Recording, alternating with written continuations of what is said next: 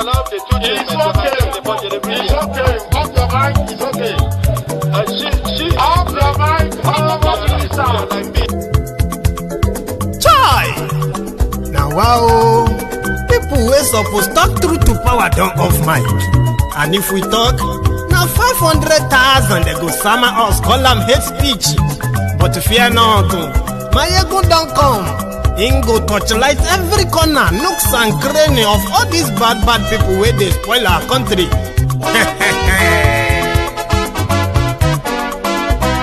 So my people make we laugh, oh yo yo. My ego don't come, oh yo yo. My people make we shout, oh yo yo. My ego don't come, oh yo yo. My ego don't come, man of the masses, oh yo yo. My ego don't come, oh yo yo. My ego diary politico, oh yo yo. My ego don't come, oh yo yo. This one not the off in mind, oh yo yo. My ego don't come, oh yo yo. Can in the touchlight every corner, oh yo yo. My ego don't come, oh yo yo. Okay, some people be they holla say they want the power. Chai, them be promise us say we go get light and power. Nah. Them hustle sote they can't get the power. But now they know they do anything with the power. Sure. Every day, dollar just they get the higher power over naira. Still them talk say make we off mind. But thank God say my ego don't come. So my people make you laugh, oh yo yo. My ego don't come, oh yo yo. My people make we shout, oh yo yo. My ego don't come, oh yo yo. My ego don't come, man of the masses, oh yo yo. My ego don't come, oh yo yo. My ego diary politico, oh yo yo. My ego don't come, oh yo yo. This one not they off in mind, oh yo yo. My ego don't come, oh yo yo. Person where they do evil, no one make person talk.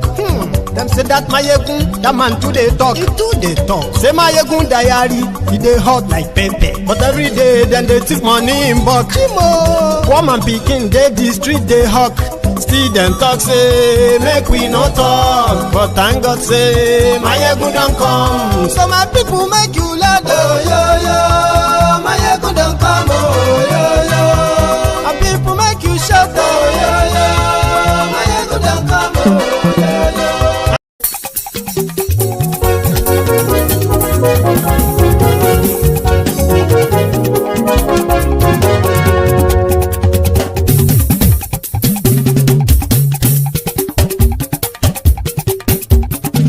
Mayegun làwa mọ̀ làmọ̀ tó dòdòdò. Mayegun diary na he be number one.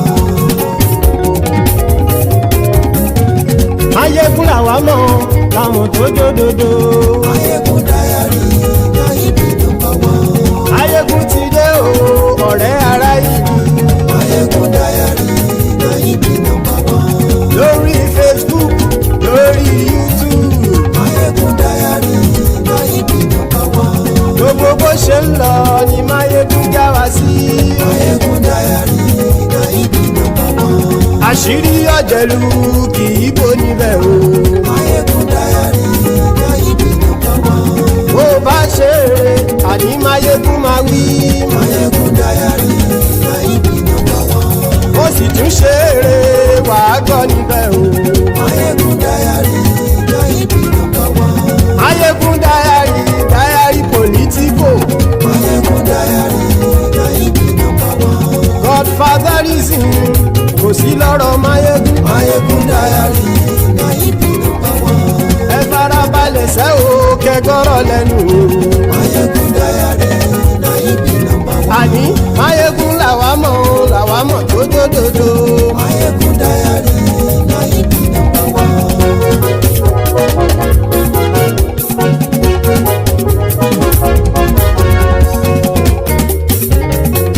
Àní ẹ̀sùn rákì. Mayegun ti dé. Mayegun ti dé. Ọ̀jẹ̀lú ẹ̀sùn rákì. Mayegun ti dé. Àní ẹ̀sùn rákì. Mayegun ti dé. Lórí Facebook. Mayegun ti dé. Àní ẹ̀sùn rákì. Mayegun ti dé. Lórí YouTube. Mayegun ti dé. Àní ẹ̀sùn rákì. Mayegun ti dé. Bọ́ bàbá gbé wúrẹ́. Mayegun máa wí. Àní ẹ̀sùn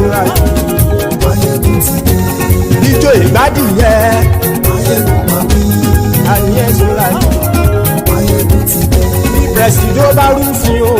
Máyégún wà ní. Àní ẹ̀sùn ra jù. Máyégún ti.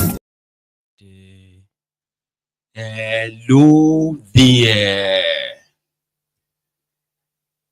Good morning to you.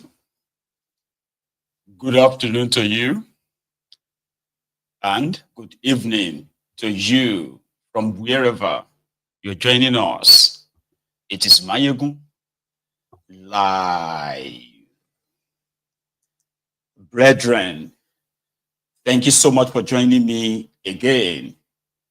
Please remember, after reading the caption of the broadcast, read the description of the broadcast, then like it, share it, invite your friends, invite your not so friendly friends, and tell them that Mayegun today, that is, Mayegun is live. So tonight, we are starting our conversation, or should I say the unpacking, with the latest from the stable of the spineless, seamless Fubara and his estranged godfather, and that is Werey Wike. The last time that Fubara appeared in public in a long time, you know, he came out to sort of like throw his own supporters under the bus. He told them to their faces that they should have forgiving spirits, and he did not send them on those protests across the states, because according to him, those protests, they were hurting him more and hurting his supposed reconciliation move behind the scene. All right, and he told them to stop, as if that is not enough, right? So today, he has also come out to say, listen, guys, in fact, the state of emergency in Rivers State was necessary. I know some of you, I mean, you are going to automatically kind of like conclude that, you know, it seems to have accepted his fate, that he cannot fight, you know, with a Wike, and he's making amend early enough. And if people are going to call him names, in fact, I have people who have sort of like applauded him, saying, good enough that he's no longer listening to those who are telling him to fight on. Kind of shit you get, like, whether he's trying to say want to do something right or whatever, it doesn't matter. Since the position was given to him by the establishment, right? That's his boss, Werey Wike. The right thing or the honorable thing for him to do, if indeed he wants to be a righteous person, would have been to resign and leave the position entirely, right? But a lot of people were like Fubara's fans are beginning to retrace their steps. Many of them are disappointed, while others feels like sometimes when you are beaten by the rain, it could be an opportunity for you to pee on yourself. It's a Yoruba thing. I don't know if that's the right analogy for it. So you get, like, let's say you are in the rain, you're already soaking, right? That's a moment, right? You can possibly like pee yourself and it won't really make any difference. But others would be like, yuck. But whatever it is, right? Like I've always been saying, if anybody invests in the characters, right, that are in their political space, in that contraption, there is only one guaranteed return, and that will be disappointment, heartbreak. So people like us see them, identify them for the roles they are playing, because everybody is playing his own role in what is going to be, you know, the road to the Golgotha that they are taking Nigeria to. But to those of you who kind of have those you admire among them, I sympathize with you. So let's go to Rivers State. We have Fubara, right? Kind of give all of you middle finger, I think including me too. Like middle finger, Tinubu did the right thing. In fact, Tinubu saved River States, and all that. Same Fubara. But in all, like I said, we have every reason, thank God, of it.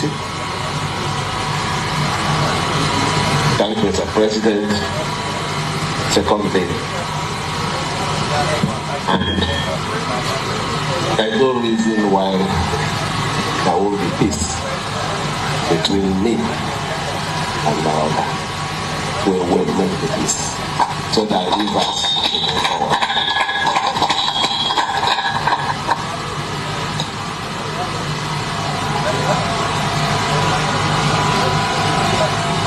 Let me conclude by, although I will still maybe take one or two question or answer or whatever, but let me say this.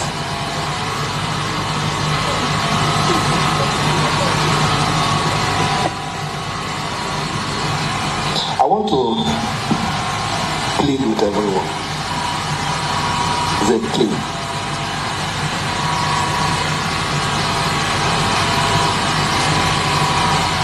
They say I'm not a politician. I don't know what is the entry requirement for one to be a politician. But I know that what is most important in this life is respect that I earn. It is not respect that is being forced. I want to earn your respect. Being by not bossing you, by serving you, by you feeling free when I make mistake to tell me. But even when I get angry, you also not get angry with me, knowing that I'm also a human being. Because at the end, I can't do it alone. I need the support of everyone. We need the support of each other for us to complete. I want to thank you again. Nuisance Lele. Nuisance Lele. Spineless Fubara.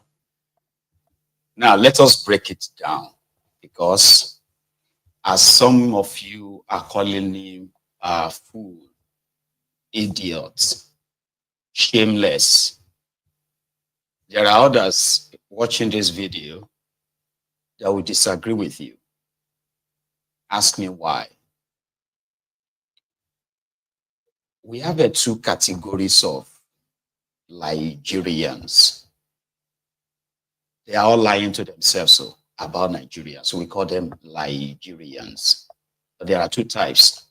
You possibly can tell yourself which of them you belong to.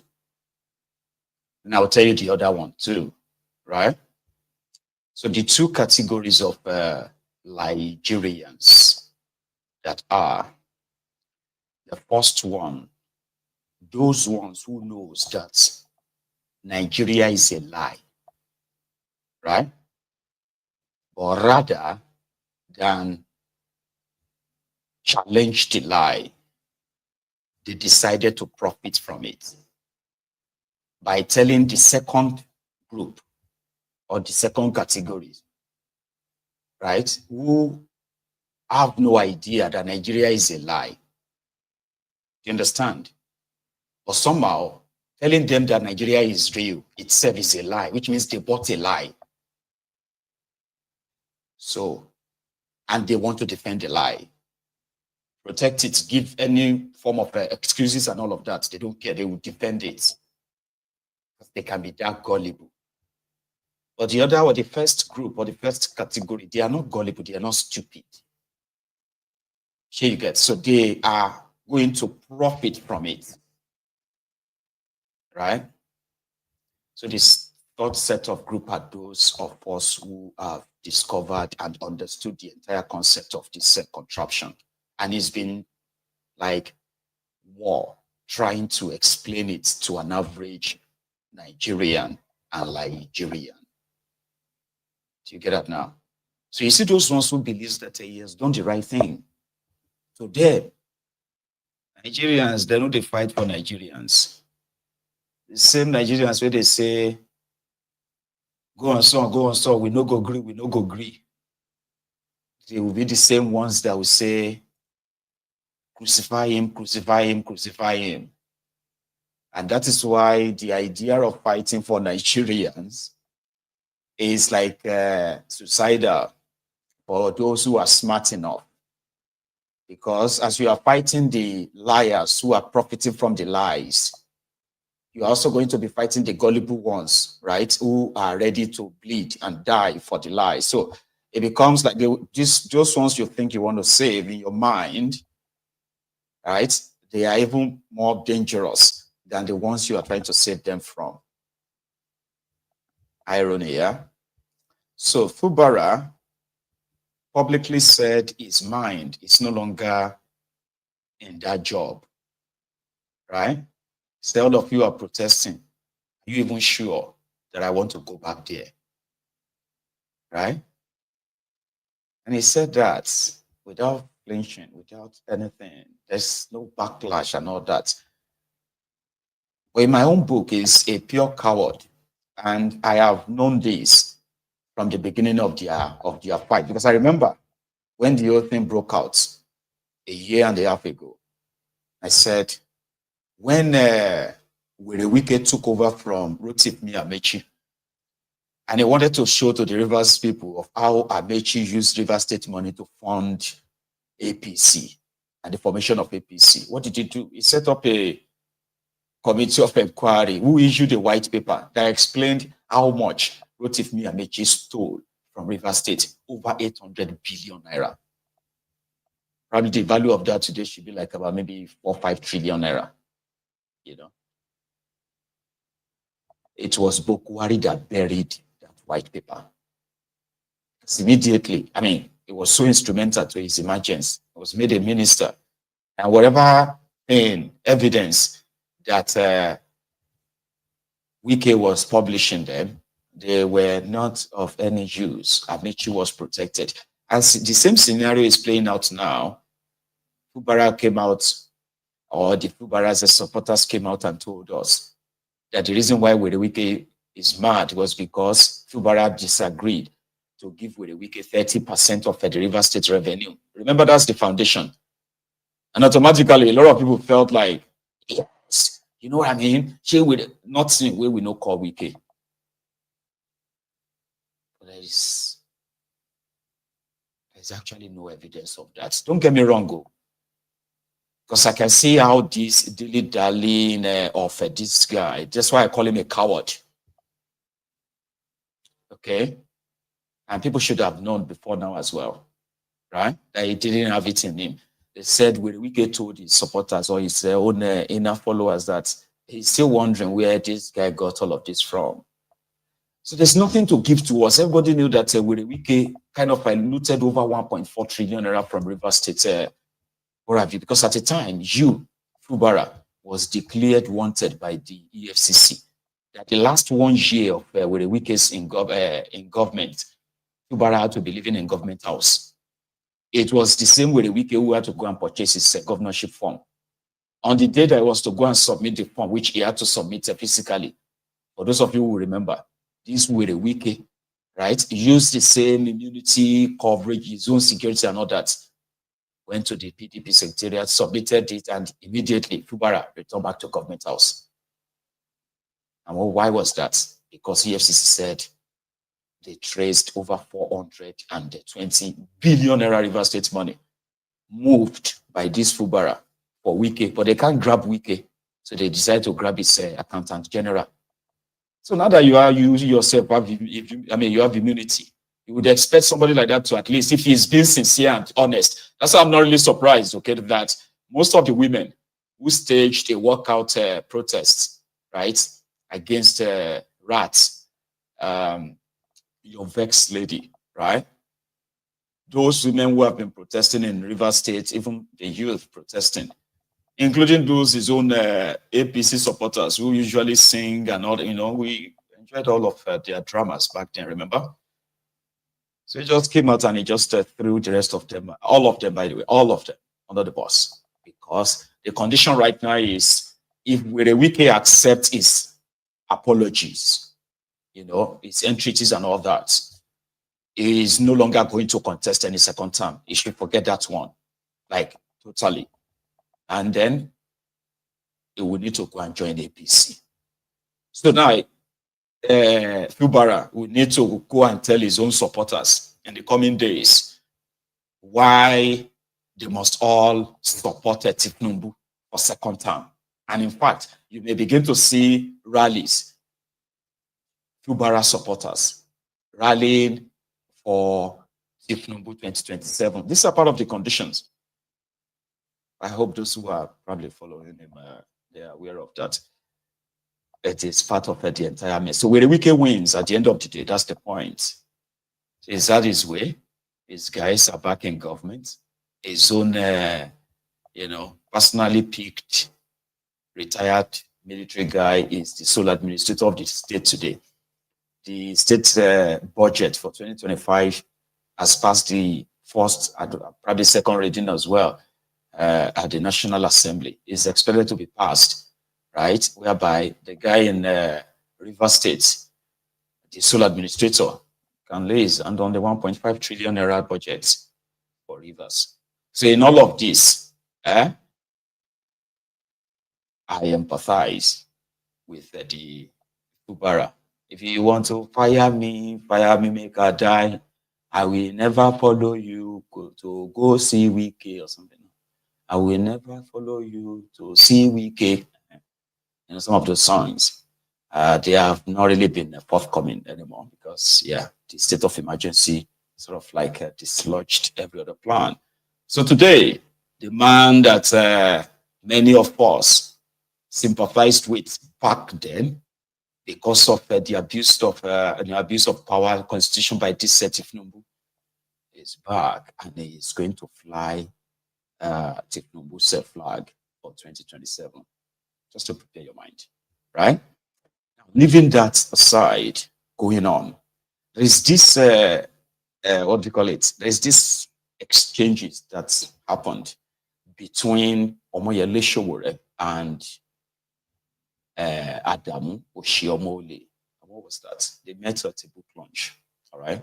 So around that time, they were talking about the activists, people who stood and fought, the military, brought democracy. They made a mistake, and rather than them to have, formed government or joined politics, so that they would have shaped the way they wanted the country, or the way they wished the country to have, be. But unfortunately, they let the whole place kind of like, for the jackals. That was what Sowore said. Then he went on to talk about the corruption, the compromise of INEC, citing the last charade, the 2023 charade, right? That the election has been like so rigged as it went the way it went. So these exchanges, I can't really quote them verbatim, okay? But don't worry, I'll probably start with Sowore, right? Then end it with Oshi-omo-ole, his response. So first, you, happy birthday as well. She's 70 and he's 72. And another hall a few weeks ago. This is the hall of the people who brought democracy to Nigeria with fewer people in attendance. There was a hall 2 weeks ago of people who destroyed democracy, but with more people in attendance. The interesting thing was that both halls hosted writers. One, a writer who wrote his own book, and another one, the one who didn't write his own book, Babangida. That was but what it tells you is that there's still a lot of work to be done. If the people who wish Nigeria well and good are fewer than the people who don't wish Nigeria well. That is the way I see it there. The second thing I want to say is that there was a mistake we must admit to that we made when democracy came about in 1999.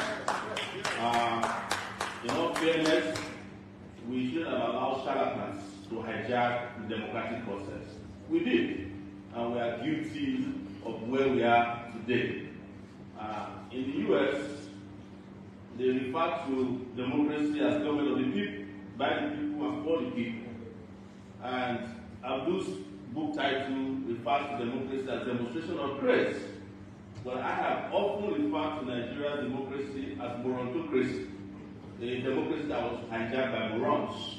And that is the result you can get. The reason is that while the rest of you are no longer getting arrested, detained, or your passport seized as back over, I still get arrested as of a few weeks ago. I have my passport seized by the government in power. That's Oshi-omo-ole's government, Comrade Oshi-omo-ole's government. They are still persecuting us because we did not put in place the kind of democracy that would have guaranteed our own fundamental rights and well-being. This is why we are different from South Africans. South Africans, when they ended apartheid, did not leave their country to the people who were running apartheid. The most important activists in South Africa are the political leaders. The most important billionaires in South Africa today are people who fought for democracy. But in Nigeria, the poorest people in Nigeria are people who fought for democracy. The least influential person in Nigeria are the people who fought for democracy. Even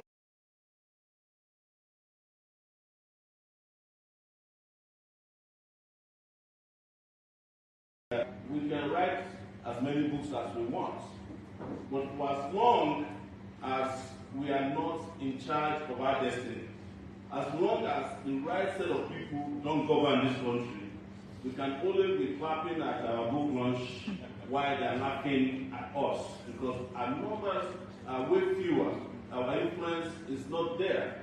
I've been introduced here as a presidential candidate. It is true that I ran for election twice in this country. Although I ran for election, I only saw on the day of election selection. And if we are not careful, which I'm sure you all know, by 2027, the day will pass and a set of people will have also selected themselves to be in power. And nothing will change in our lives.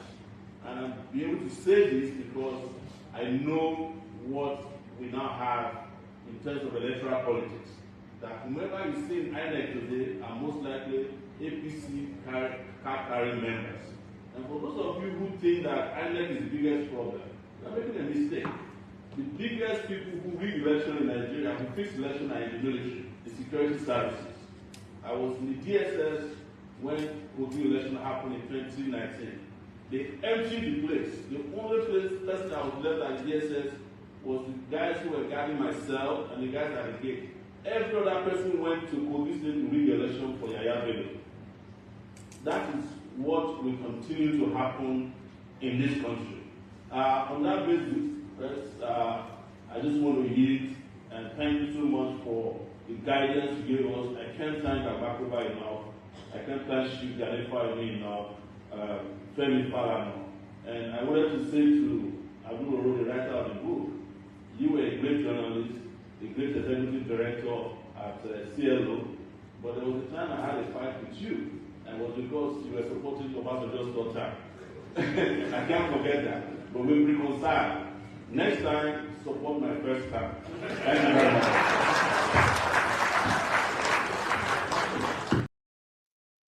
So I think it's Abakuba that writes the book, and then they were talking about their struggle, as usual, regaling us with their struggle, the struggle for democracy.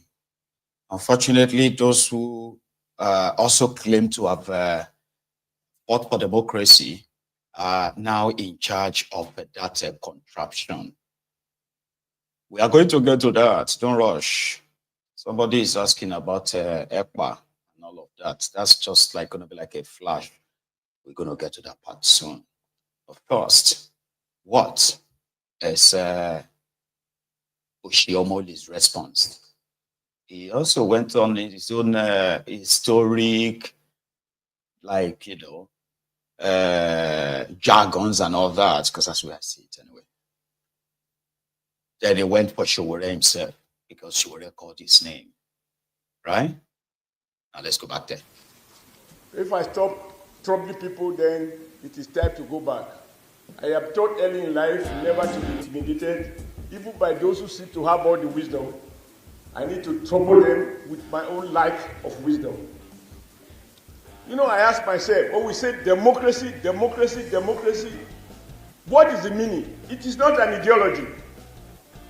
Because even fascists want freedom to carry out their fascism. There are right-wing pro-democracy. There are center. So it is not a bundle of ideas. The only thing you share is that we do not want military dictatorship. But when civilians come, whether we should pursue right-wing economic policies or left-wing economic policies or policies of the center, we will define who gets what in a free society. And I'm sure it's clear to us that whether we were united by color to fight colonialism, when the black men take over, we discover that to be black is not to share the same bundle of ideas, which we call democracy. So I think even as we talk about all that we went through, democracy and all of that, it does not mean that we share the same ideology. There are people who wanted that freedom so that they can do what they have to do, and there are others who wanted it so that they can work for the poor. The intentions could be different. I'm not quoting any author, and I don't need to quote any author. This is what I have learned in the journey of life.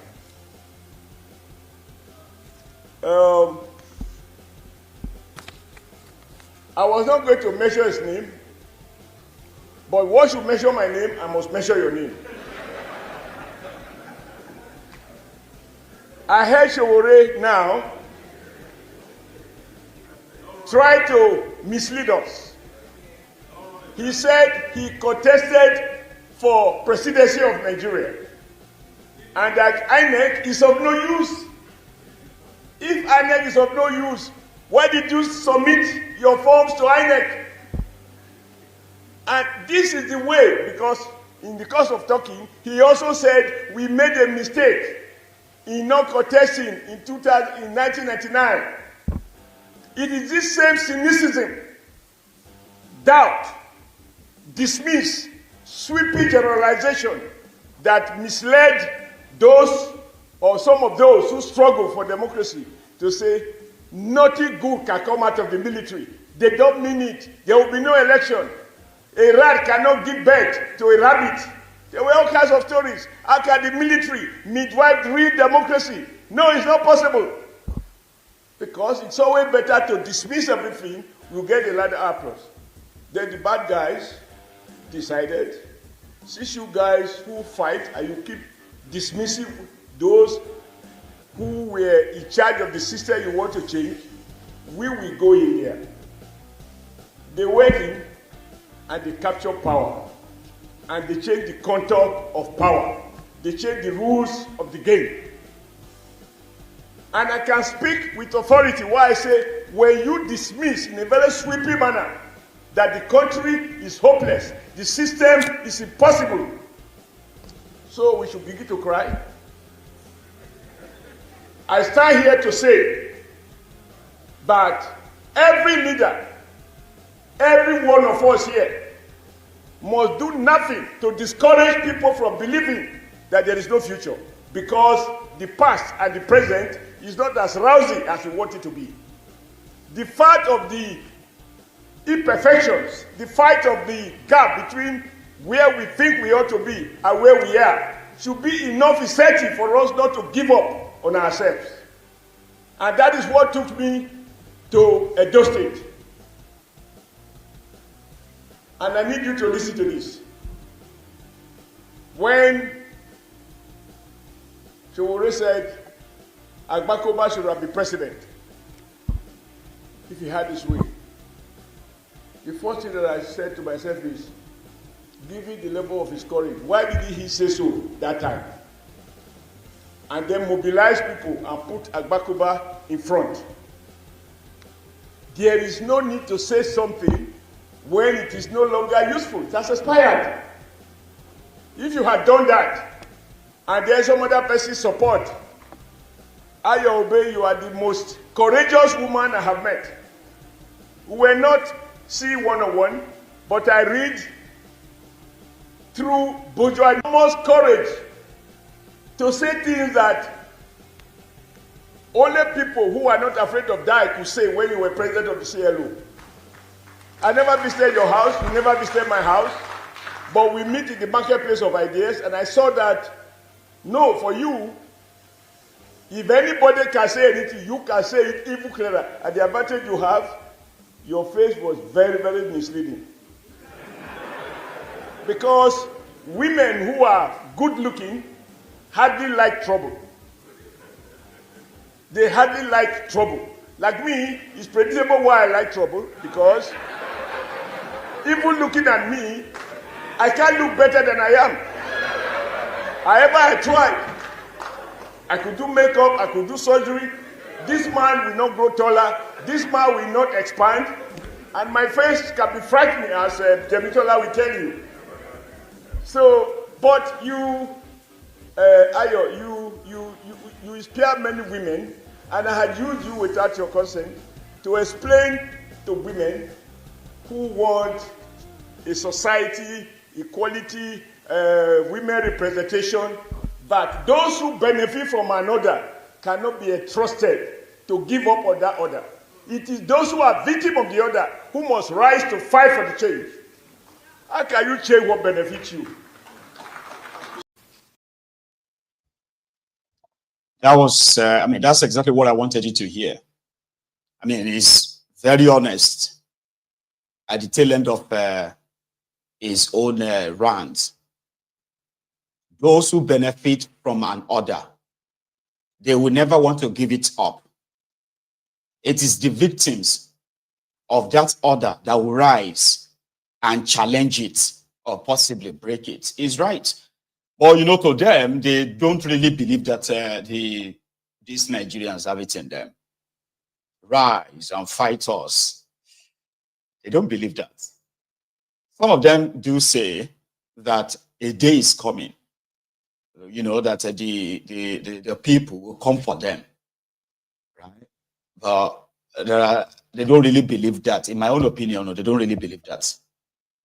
As I remember, when was this statement credited to Akpabio when he said that during the End Bad Governance protest, when Akpabio said, those who are protesting better not come to his house, that he's been hearing that the protesters should go to the politicians' houses.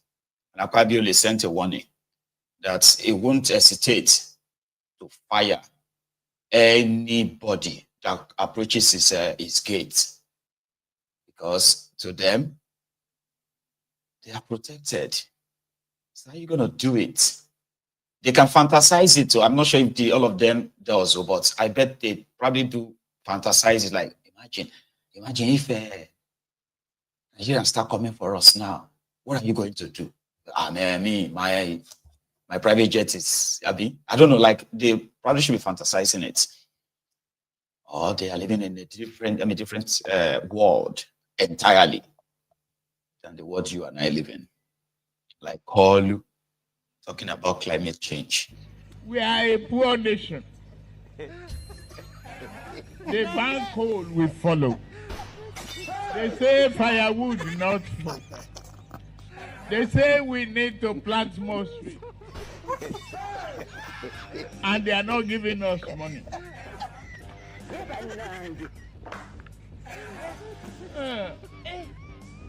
We need to open our eyes, try shining, and tell the West. If you don't guarantee our finances and work with us. To stop this, we are not going to comply with your climate change. They'll do it. We are a... That's a call. Right. So, brethren, this is the point where somehow emotion and temper may begin to rise. Hopefully not. 7 months ago, the Finnish authority arrested Simon Ekpa in Finland. And this was almost on the eve, or the eve of their second declaration of Biafra government in exile. You know, an exercise to show that, you know, they are ready to go home.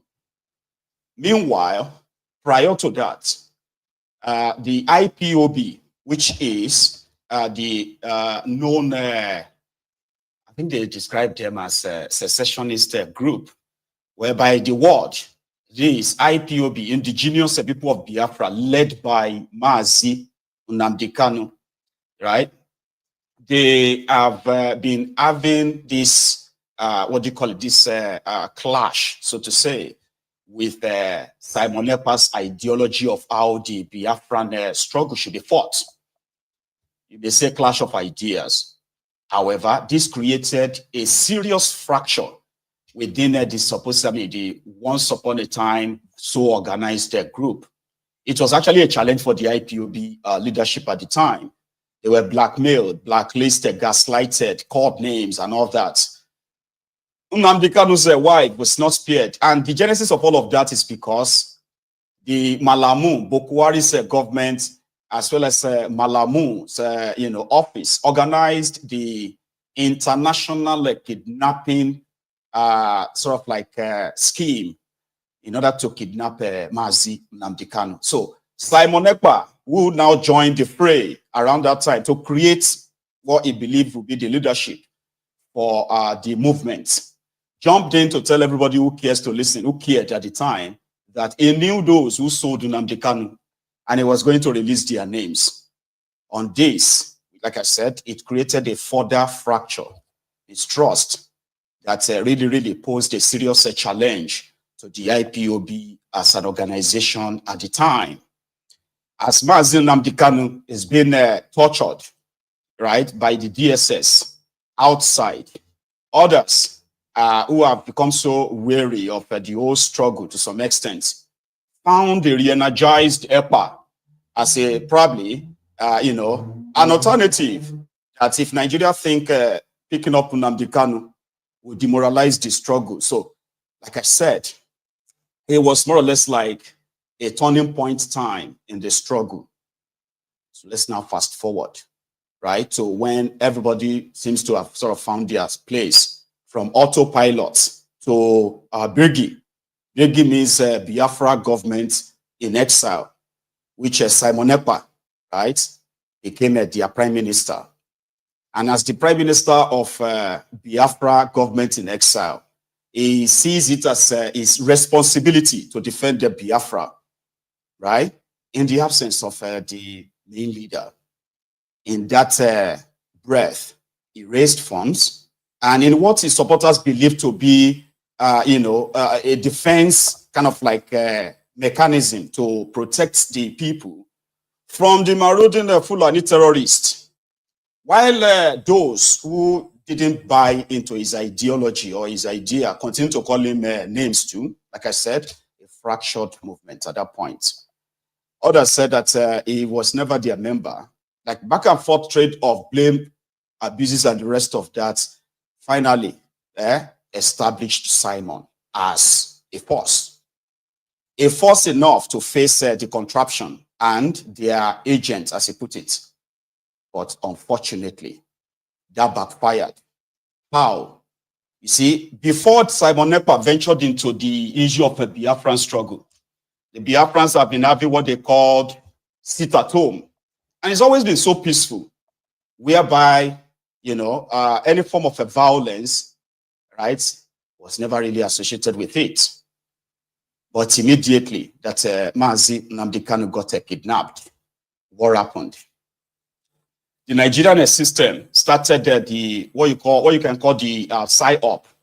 A PSYOP means that you begin to put together a group of like an operation, right? In this case, a group of violent terrorists who are going to pose as members of Biafra, fighting for Biafra, unleashing terror on their own people. Unfortunately for Simon, it gave them sort of like a mileage. This was the time when the Nigerian army, who continued to, victimize and then profile the young Igbos in the eastern part of Nigeria, as established. So on that, Ekpa convinced his own followers that the right thing to, or the right way to go is to give fire for fire. An idea that some who used to follow Nnamdi Kanu have been angling for. Like, we need to do something. We cannot let them keep killing us and all that. But they didn't know that the entire system at the time was already working on propping up different kinds of criminals, so that the eastern part of Nigeria will become so lawless enough, right? Like, they needed to prove two things. One, that Nnamdi Kanu has lost control of the Biafra struggle. Until today, there are those in the eastern part of Nigeria whose only angst or anger against Nnamdi Kanu, despite the fact that there is no evidence of him doing anything wrong, is that they said even he might not have done anything wrong, but he started a movement or an agitation that younger Biafrans have now found as their calling, that they are willing to die for. And to them, anyone could have taken advantage of them at that point, in the absence of Nnamdi Kanu. So some people blame him for that. Anyway, like I said, it's called PSYOP. As you are planning to do something in your own mind, there are other plans going on at the same time, simultaneously. Prisons were being broken into. Civilians were being attacked, And all of this, Simon was giving it a leverage on his platform. I'm saying this to you, no matter how emotional you might get listening to this. That was simply the timeline. So, 7 months ago, right? Or before that as well, like a year ago, the Finnish authority received a request from Nigeria, where the Nigerian authority said that Simon Ekpa was behind the act of violence in the eastern part of Nigeria. But at the time, he was called in for questioning, just questioning, in which, according to him, he told his investigator or his interrogators that, no, he is not promoting violence. He is, in fact, promoting the self-defense against, they are killing my people, they are doing this and that to us. So he was let go. So a few months after that was when, and that was like 7 months ago, this time he wasn't invited. He was arrested. The confusion at the time, right, kind of threw his own supporters off board, because Simon made them believe that being a member of a political party in Finland gives him some level of leverage, freedom of speech, freedom of association, expression, and the rest of that. And in fact, it's got kind of like a good people. I mean, like some big men within the Finnish government. So when he was arrested, many of his supporters didn't believe it. Like, wow, how? No, it's impossible.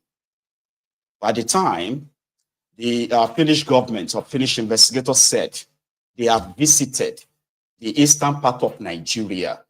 They have visited and interviewed the families of the victims of this violence. And they are all saying that they were killed by Biafran agitators. Simon Ekpa. I'm saying this because this is what they have on record. However, they believe that they've had enough evidence to try him for, one, promoting and promoting terrorism, inciting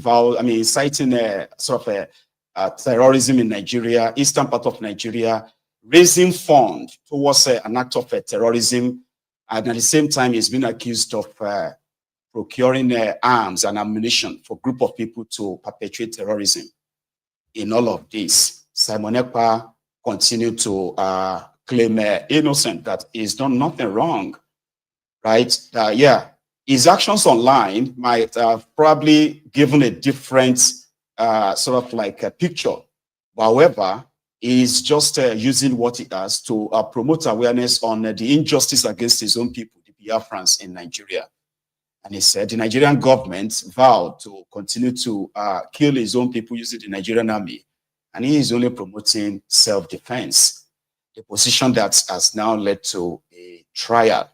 So for the clearance, right, for the clearance of the, avoidance of a doubt, the Finnish authority have said that the evidence they have, there are two. Like Nigeria, they have the evidence of Simon Ekpa sharing videos of, BLA. They are called the BLA, Biafra Liberation Army, right? Celebrating the burning of vehicles and what have you, including people who were killed and their video made, right? And they're also relying on whatever Nigeria is sending to them. Remember, there was a time they thought, right? They thought they could extradite him, meaning, let's bring him to Nigeria. But unfortunately, extraditing Simon is almost out of the picture. And to get to that stage, right, that means that his citizenship would first of all be revoked. And from what we heard, Simon had renounced his Nigerian citizenship, from what we heard. So that makes it more complicated. So the prosecutor from the court paper, right, they are asking for 6 years imprisonment if he is found guilty. His own lawyer, who responded as well, like, because of this first hearing today, according to this online news, called LYE, I think, online news. So his own lawyer believes that they do not have any evidence to link Simon to any act of terrorism, and he's there to prove that. So from Finland, because today also happened to be the 55th Remembrance Biafran Heroes Day or Biafran Remembrance Day. But like I said, this is just probably bringing you up to date and then going forward. So flash from that dear Finland courts, the video that is already making round on social media. The same.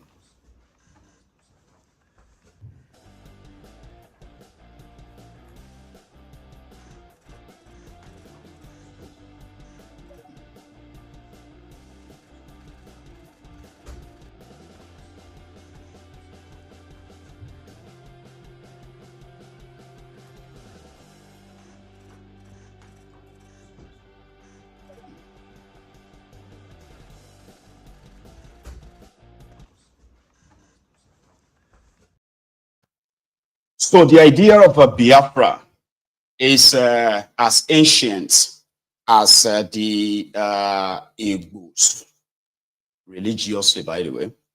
And therefore, to the Igbos, Biafra is the identity. Biafra is their destination. And if you are an Igbo person who doesn't see it that way, fair enough, right? Because in what Nnamdi Kanu is calling for is that a referendum is a democratic process, meaning those who are in support and those who are not in support, the yes and the no's. So if the yes are more than the no's, then Biafra comes. If the no's are more than the yes, then the retention in Nigeria remains. But Nigeria continues to try to downplay, the significance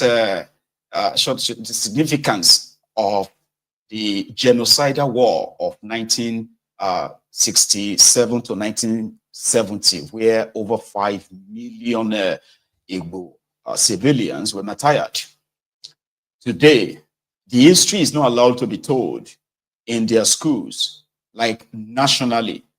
And there is not, what do you call that, reparation or something, that something like a closure, okay, to make sure that whatever led to that genocide at that time, never happened again. It must never happen again. I mean, on the part of Nigeria, but rather, because of that genocidal war, the Igbos have become more endangered than the rest of us in that contraption, even though we're all endangered, by the way.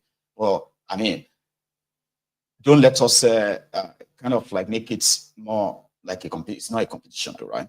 So the point is that the profiling, singular profiling of the Igbo is systemic in Nigeria, right? And they are continuing to give blood to the what do you call to the movement, so to say. I mean, when I say blood, I mean lifeline to it, because even if you want to not be part of the Biafran agitation, simply because you don't like the people behind it or somehow, right? You won't support it. Nigeria will continue to so disappoint you that that alternative will always be there. Like Nigeria will continue to make their own. So Nigeria will continue to make the agitation for this separation or the breakup of that contraption so beautiful to people, because Nigeria won't give you any alternative. Rather, continue to make it worse. But as Nigeria pretends that this didn't happen, or it is not as severe as the Igbos who want to continue to remember it, the Igbos themselves have not, and will not. So, you know, forget their own ancestors that were killed needlessly in an avoidable war, a war of ego. That's the way I see it, right? So today, in London, in Houston, in Washington, in Maryland, these are in the US, by the way. So we've seen them in Italy, we've seen them in Spain, we've seen them in Nigeria, where people have come out to show their own form of solidarity in remembrance of those that died in that unfortunate war.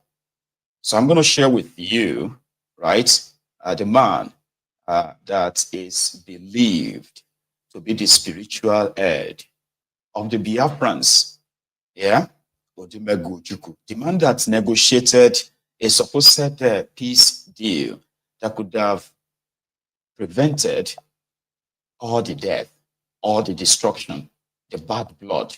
It was clear, unfortunately, his counterpart, Yakubu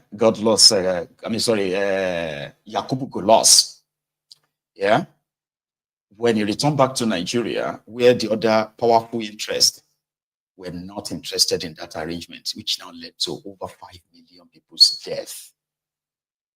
In one of his last interviews before his death, Ojukwu, right, reminisced on that moment when it felt like the wars was over, when they were in Aburi. They know that, in fact, the wars is just around the corner. Ojukwu back then. But at the end of it, I don't want to go because these things are all, the tapes are available, the records are there. In fact, only about 2 weeks ago, I saw a set of the records again. The transcripts are available. But we talked about the Nigerian situation. And certainly, at the end, everybody says, oh, you told them this, you did that. The fact was that our case was so clear that I actually believe at the end of Aburi that the problem was not Gawan, but probably some ambassadors in Lagos who were pressing for something else. Because we understood each other. We agreed on every single point. The drafting was, in fact, my chief secretary with 2 other chief secretaries from the other side. They said, no. And drafted and agreed. We looked at it, we agreed. General Ankara read over the whole report again to us at the end. Asked us if we wanted to amend anything. No. At the end of all that, the position was so good that actually Ankara drove Jack, Gawan, and myself to the airport.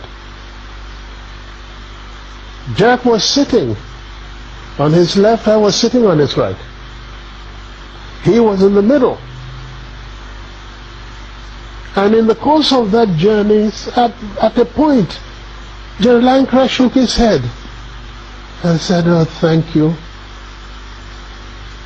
Thank you. If only we can go on."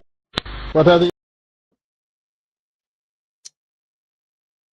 Odimegu Ojuku. Abizi General Odimegu Ojuku. I don't know why they just intentionally, this is, okay, I think I know why. Or should I say, this is why I believe that Nigeria shouldn't be. Ask me why.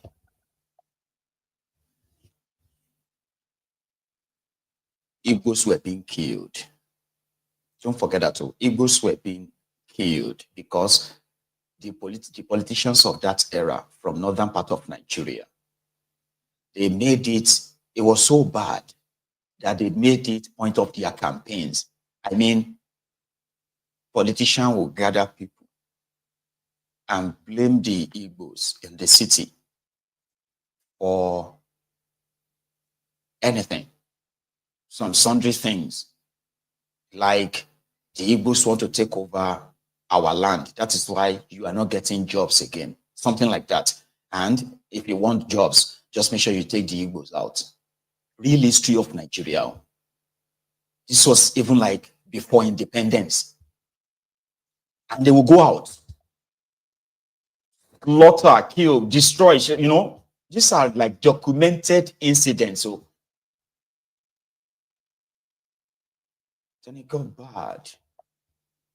It got so bad that after the first coup, which finally made some of these guys to believe that they must do everything within their power to get rid of the Igbos from their region. Because back then, right, everyone in their region were doing what they believed was best for them. So the fight then was like, leave our place, and attack, So when Ironsi stopped the revolution that they later called the Igbo, Ironsi, the guy who was supposed to just drive out of Lagos and just go elsewhere, so that the likes of Kaduna, Ezeogu, Adekunle, what's this guy's name again? Anyway, they would have had their revolution. And maybe Nigeria won't be what it is now. It probably will be a different Nigeria. I don't know.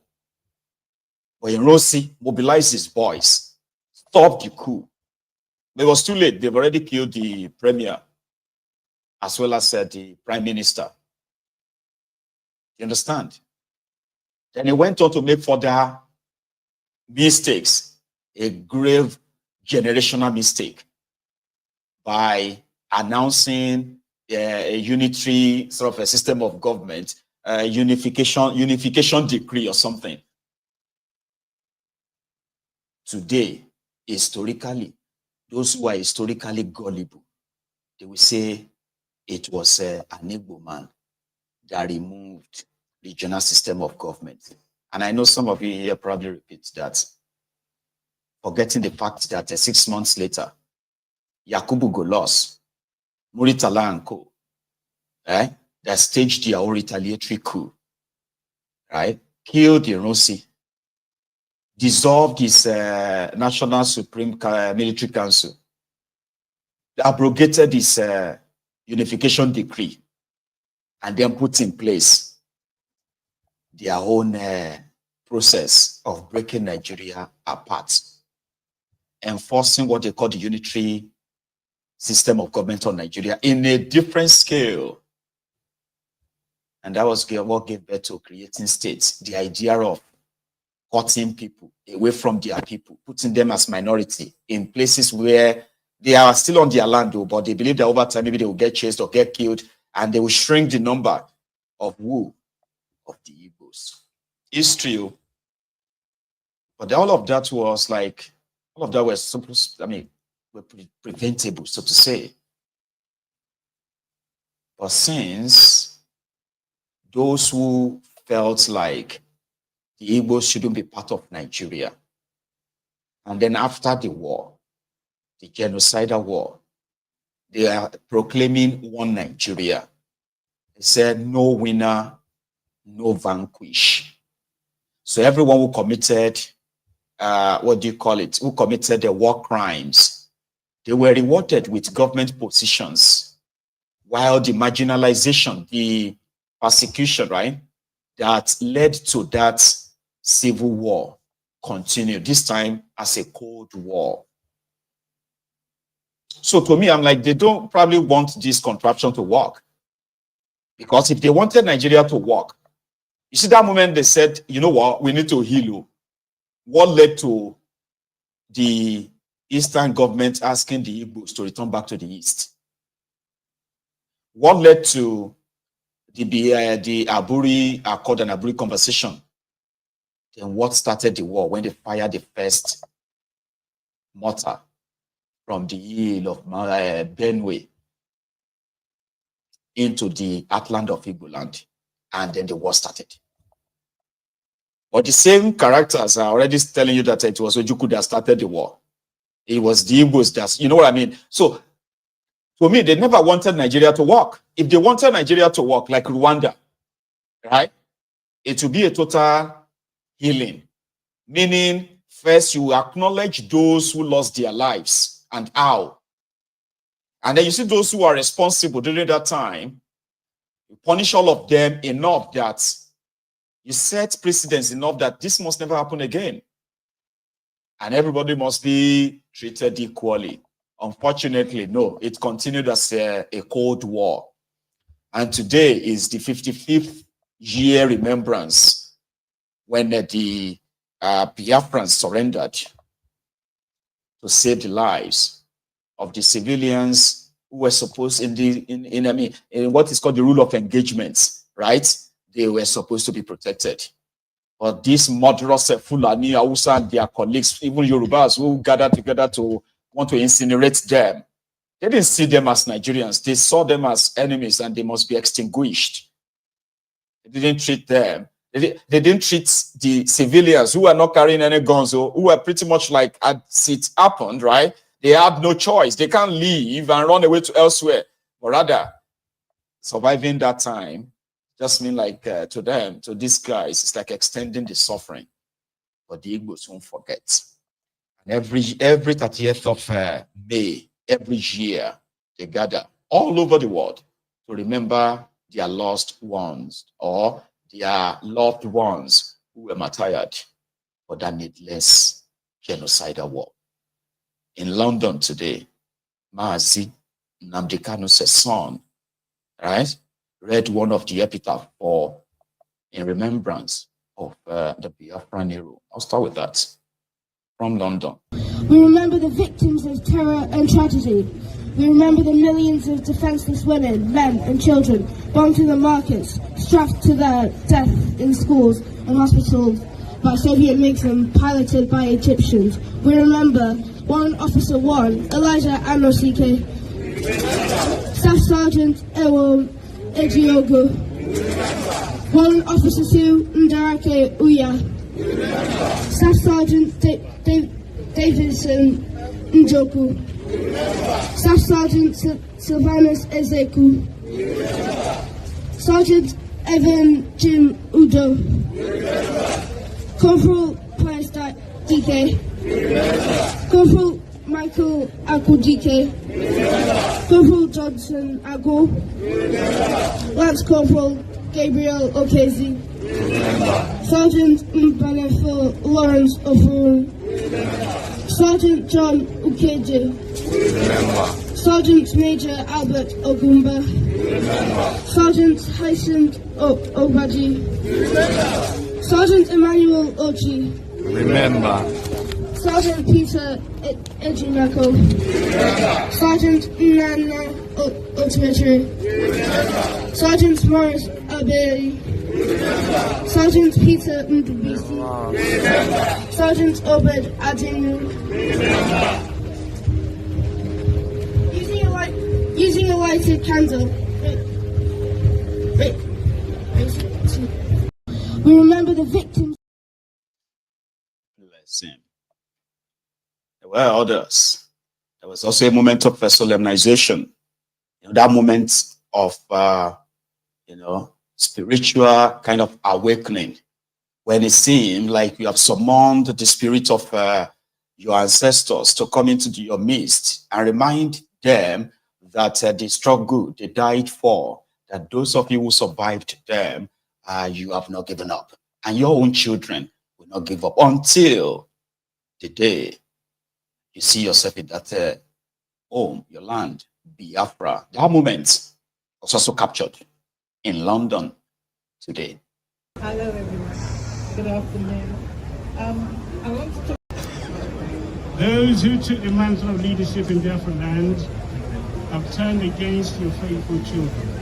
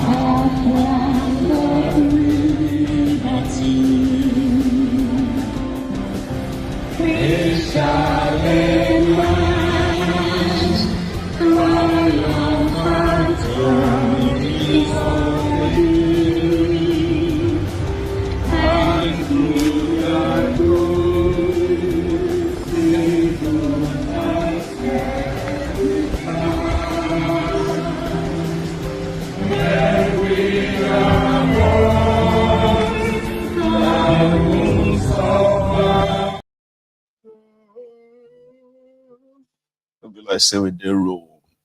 I told you it is sort of like spiritual too.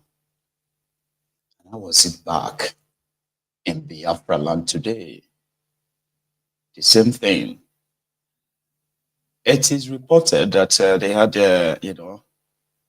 a total or near total compliance with the sit at home today, the voluntary sit at home for those who want to. And it's always been something that people have been doing, voluntarily without anybody having to threaten them or anything. So I'm going to take you through some of the series of videos that made it to the social media today in celebration of the Biafra Remembrance Day, or you can say Biafra Heroes Day. 55 years after the white flag was raised today in Biafra land. It also gives you an opportunity to see through some of the cities too, right? You get to see the areas, you get to see Imo, Abia, Anambra, and a few other places. Sometimes I would advise you to ignore some of the commentary, right? Because some of them were just making their own amateur videos, right? But here is the tour of Biafra land. Some part of it today. It is a long watch, by the way, so you may probably go make yourself another coffee or a cup of tea, then come back and continue to watch. Yeah. As you can see, we are live at Omoyele Junction, one of the ever busiest junction in the United States. As you can see, this is the military checkpoint. As you can see, even everybody sitting at home, even the military, including the Nigerian operative, naval operative. This is the military. You can see everyone is sitting at home. This is the country. You can see everywhere, no vehicular movements. Everybody is observing it at home. This being the 19th of May 2025. This is Mass Vegetables on my reporting live for multiple writers. This is Abakaliki Afikpo Road, Gaodime Town. As you can see, they sit at home.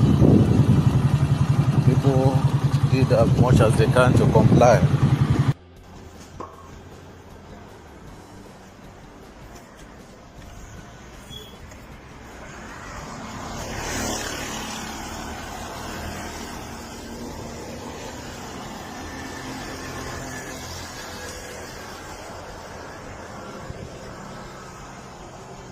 Greetings to my people. I must say, today I'm wishing all of us a nice celebration of today's event. Happy Heroes Day.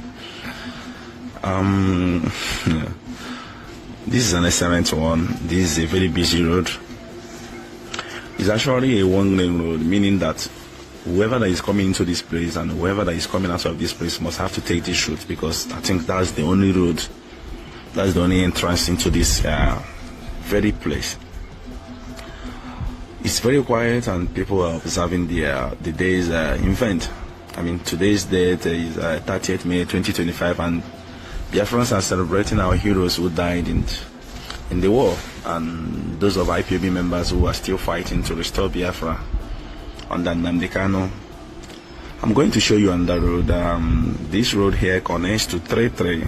And it's a very, very busy road. When I say it's a very busy road, it connects to so many places, including GROA. And I think P2P lives in GROA, and this is an army checkpoint. They too are not around. They too are observing the day's event, today's sit at home. This connects to 33, and whoever is very familiar with 33 knows that this road is the only road that connects to 33. There is no flyover, there is no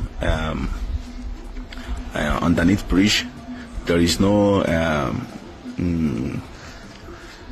other routes that connects to 33 except this road. If you're entering 33, you must have to take this road.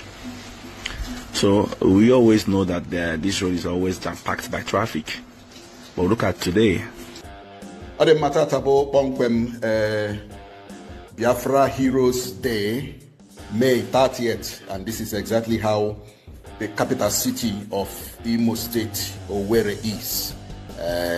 This is Owerri, Imo State, obeying the Biafra Heroes Day, respecting the dead and those who fell and sacrificed their lives for the restoration and the continuity of Igbo race. So today, May 30th, the roads are so scanty, no people, no persons, nobody is found on the road except those on very crucial assignments. So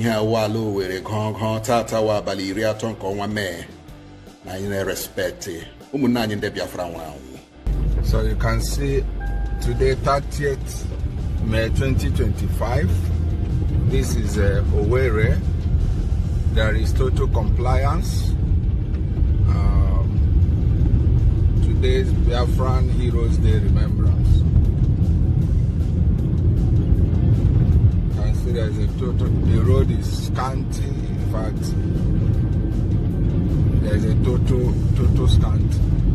And this is the National Library. This is Imo State Secretariat, State Secretariat. You can see it. There's also total compliance. You can see it. So you can see it's also dry. So everywhere is locked and key. This is Imo State Secretariat.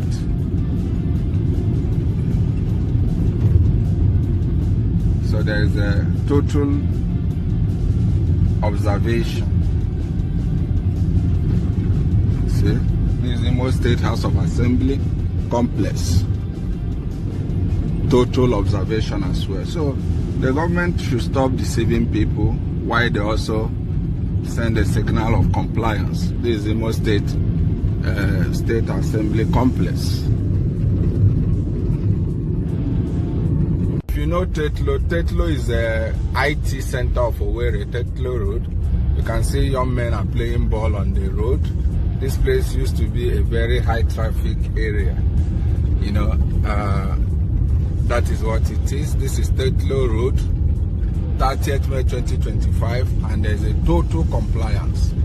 If you know Tetlo Road, you can't pass here by this time because of the rate of traffic. Tetlo Road, Owerri, is an IT center in Imo State, and you can see the level of compliance that young men are playing ball today. There's total compliance. I mean total compliance, absolute total compliance. And Owerri is calm. You must understand that. Owerri is peaceful. So this is Tetlo, and we go to this is Okigwe Road, one of also most crowded and busy place in Imo State.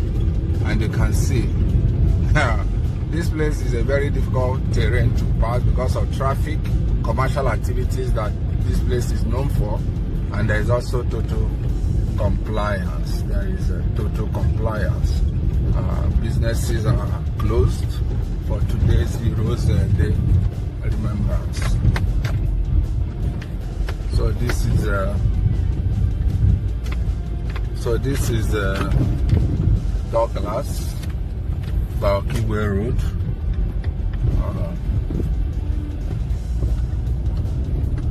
This is Douglas, Baokigwe Road.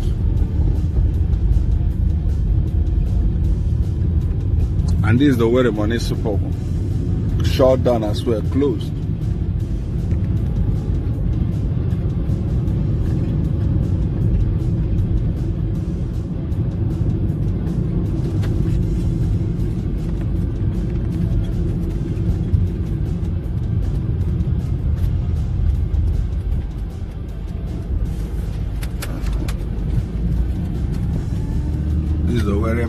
This is a bank road by Warehouse Junction. It's also a highly crowded area. It's also closed down. So it's also shut down. This is Warehouse. If you know Warehouse, Warehouse is one of the busiest places. It's also lock and keyed. This is Olu Road, and this is control axis. So locked and key. There's a total. So there's no violence. There's no report of any form of skirmish or skirmishes anywhere. People voluntarily observed the sit at home because there is no single family in Igbo land that did not lose at least one member of their family. In some places, right? The entire family got killed.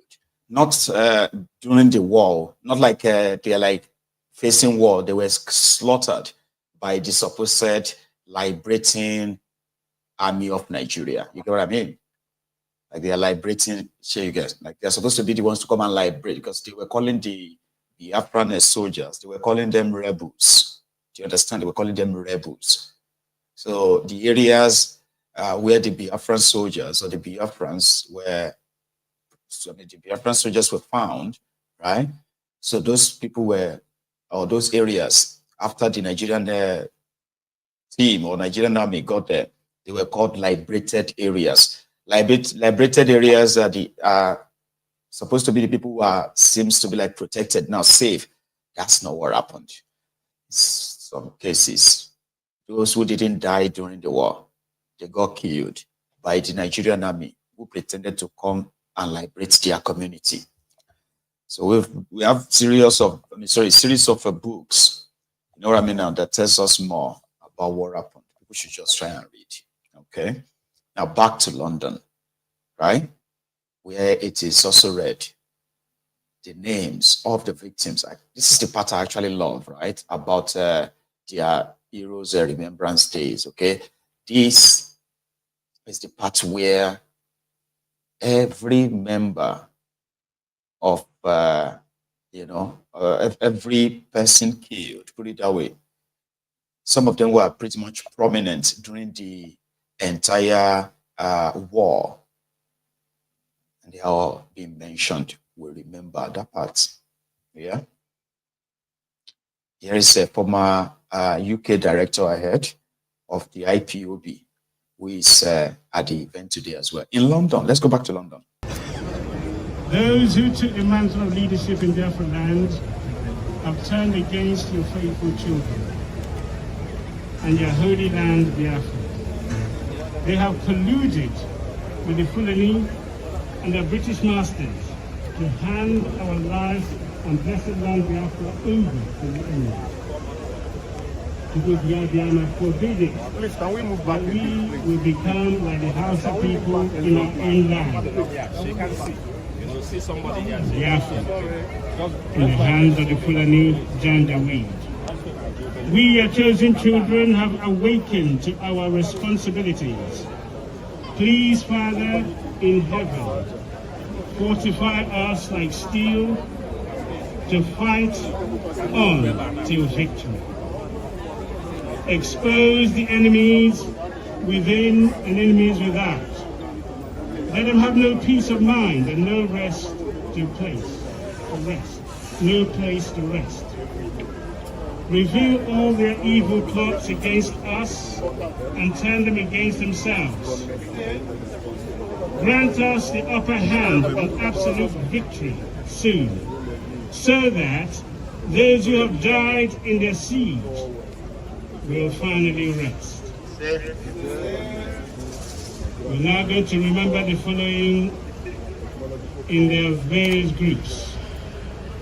Their names are not listed, but they are victims. The first one is victims of Operation Python Dance 1 and 2. We remember. Victims of Mpo Massacre. We remember. Victims of CKC Massacre. We remember. Victims of Aba High School Massacre. We remember. Victims of Ibocha Port Harcourt Massacre. We remember. Victims of Emene Massacre. We remember. Victims of Odibo Massacre. We remember. Victims of ongoing sieges. We remember. Massacres all over Biafra land and beyond. We remember.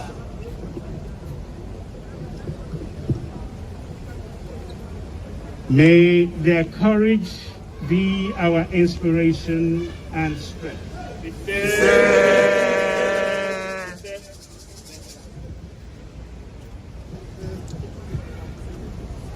Almighty and most merciful Chukwukadiyama, in whom we live and move and have our being, and before whom all men must hereafter appear to render an account of the deeds done in the body.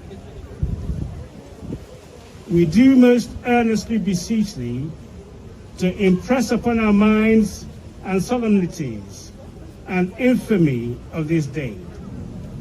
May we ever remember that in the midst of life we are in death, and so live and act as separate parts, that we may have no cause for sorrow or fear when the hour.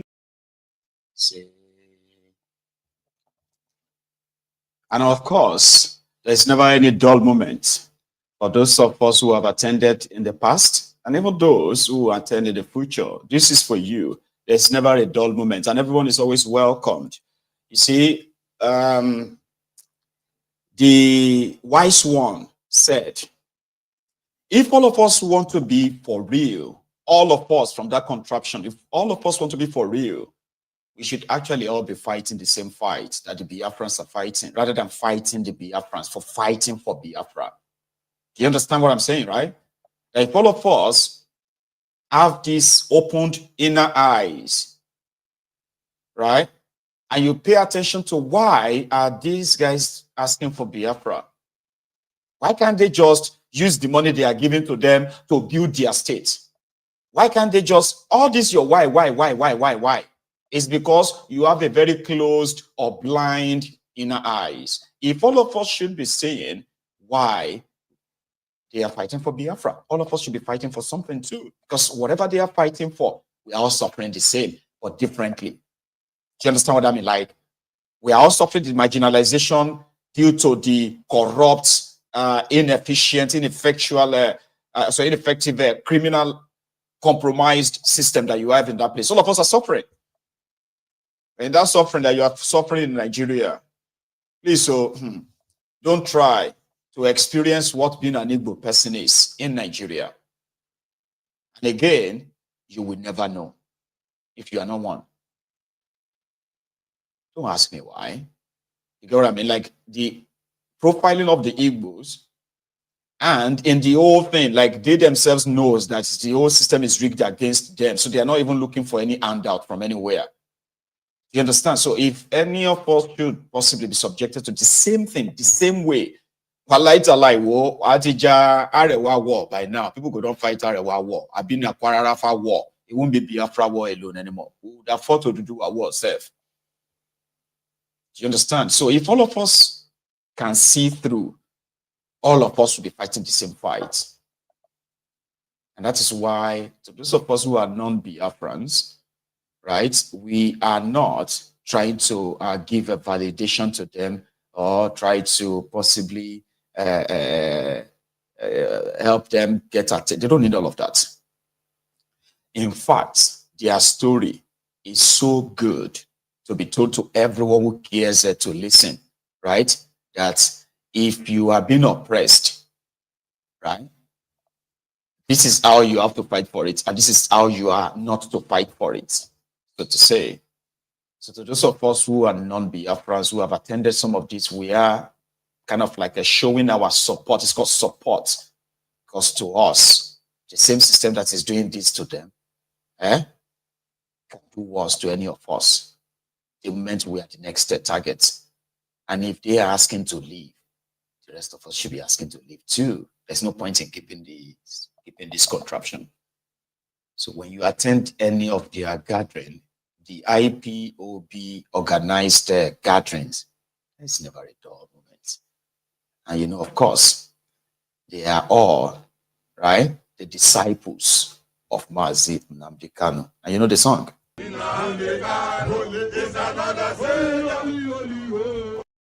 A lot of people hate that. Why would they call him a savior? Why are they carrying? He handed it. If you are not being jealous, he handed it. Again, the prince.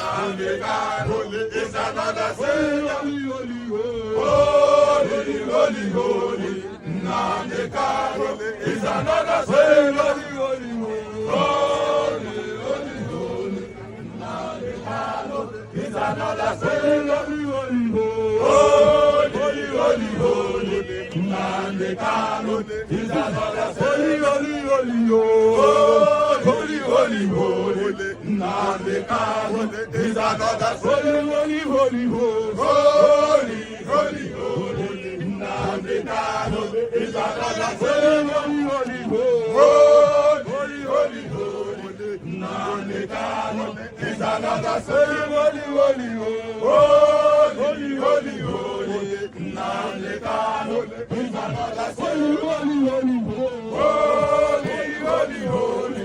Nnamdi Kanu is another saying, holy, holy, holy, holy. Nnamdi Kanu is another saying, holy, holy, holy, holy. Nnamdi Kanu is another saying, holy, holy, holy, holy, holy. Nnamdi Kanu is another saying, holy, holy, holy, holy. Holy Nnamdi Kanu is another savior. Holy, holy, holy. Nnamdi Kanu is another savior. Some of those who are his critics always sort of like express their disgust for that level of, support coming from grown-up men, independent men. I'm talking about well-to-do men and women who are very much convinced that except they all come together, Nigeria would never stop, never cease, right, to sacrifice them and their own children's children. Something they won't keep quiet if others are keeping quiet elsewhere in that part of the contraption. That has ended the Igbos, especially the IPOB members themselves. See this confidence of if others want to take it, we won't take it. If others are going to be negotiating for Fulani terrorists to take their land, we won't take it. And we are not going to negotiate. We are going to go after them. If the Nigerian government will stop backing them. So we won't negotiate. No. We don't. Here you get. So we're all supposed to be like that. Unfortunately, we are not. Unfortunately. And you see, like I said from the start of this segment, I said, if Nigeria indeed, or the criminals in charge of Nigeria, if they indeed love Nigeria, right, they would have put together a system of unification, a system of healing, a healing process that the Biafrans, wherever they are, both in Nigeria and the diaspora, they will have something to say, okay, we're having a closure now. That would not sort of like invalidate their demand, or it won't. But at least healing has to start from somewhere where people who did the horrible things will publicly come out and say, we did wrong. And then at the same time, we are not going to do it again, and we'll make up for it. We'll make it up to you. Something that will give people and say, well, you know what, they are trying to, rebuild the old wound or heal the old wound. In Nigeria today, you will still see people from other places outside Igbo land say they want to teach the Igbo lesson. We'll kill all of you again. You get what I mean now? So it simply means that they don't have that plan. In Nigeria today, the people who died during the civil war are only being remembered by the Biafrans alone. Nigeria doesn't give a hoot. And that simply means that it is still an open wound. An open wound that those of you who are one Nigerianists, maybe if you have a chance of talking to yourselves, right? A lot is wrong with that contraption. One healing can start somewhere. Declare May 30th, the Biafran Day, or the Biafran Remembrance Day. Una no go die if you teach your children what happened, the level of these roles played at the time. It is always for good. That is if you care so much about this contraption, but of course they don't. Nobody cares about the place. You know what I mean? Nobody really cares. Everybody is taking their own turn, right? So congratulations to the Biafrans, and I will see you next year, and wherever you choose. All right. So, and we'll keep praying for the repose of the souls of the martyred. Is that the right word? Now, let's leave there, but we are still going to stay back in Biafra land, because yesterday in Ezeagu, a community in Enugu State, right? The state government demolished, that was 2 nights ago, by the way. 2 nights ago, they demolished the home of a prominent, should I say prominent or popular, Dibia, right? Obieze, I think it's called. right? He was accused of involving in human trafficking, kidnapping, organ trafficking, gun running, so many crimes. So he absconded until he got apprehended at Badagry, Lagos Badagry semi border.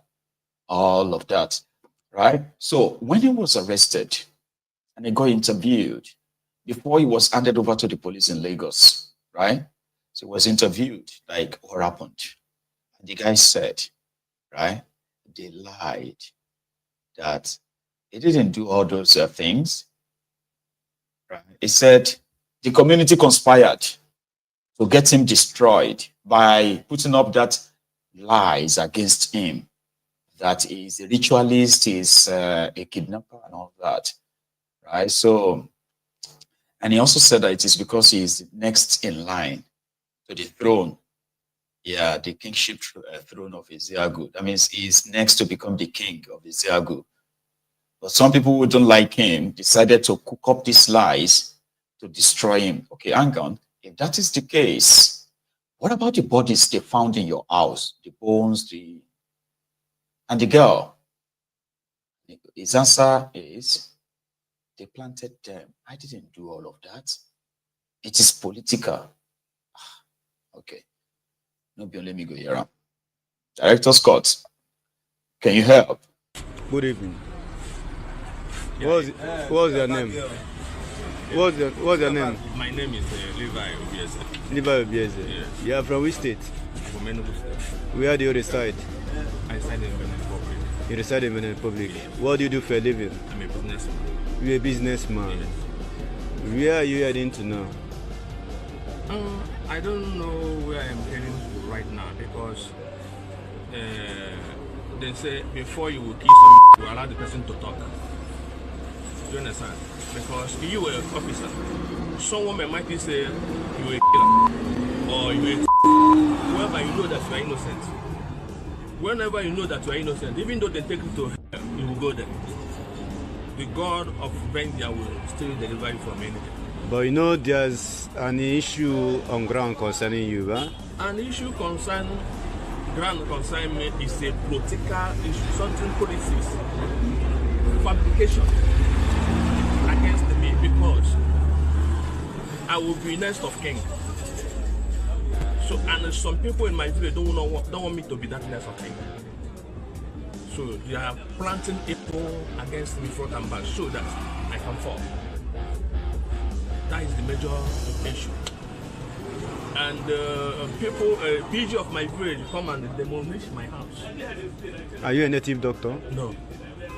You're not a native No. doctor. PG of my village come and demolish my house. So all these things so just to weak me. As I'm talking to you now, I'm homeless. I don't have house. Who demolished your house?